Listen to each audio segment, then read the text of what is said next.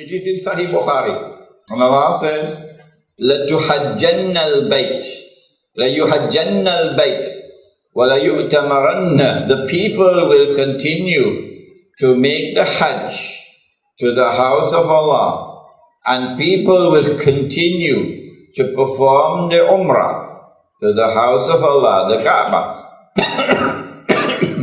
بَعْدَ خُرُوجِ يَأْجُوجَ وَمَأْجُوجَ. Even after Gog and Magog have been released.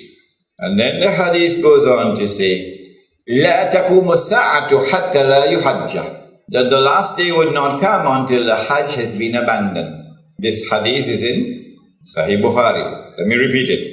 People will continue to perform the Hajj and the Umrah even after the release of Gog and Magog. But the last day would not come until the Hajj has been abandoned. And so when that day comes that the Hajj is abandoned, it will confirm that Gog and Magog were released long ago. Are you following me? Well, I am anticipating that the abandonment of the Hajj will take place. All right, let me ask you when. When do you presume that the Hajj will be abandoned? Let me see if any of the sisters have an answer. Good to hear you now. Said the Prophet ﷺ, what do you think will cause the abandonment of the Hajj? My wife could also answer the question. Yes? When Dajjal rules. All right. Anybody else? I like that answer. Anybody else? Prohibited from going. Yes. What event is likely to take place which will cause the abandonment of the Hajj?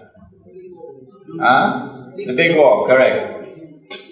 When Israel wages her big war, which will witness the dramatic territorial expansion of the state, and then a concomitant.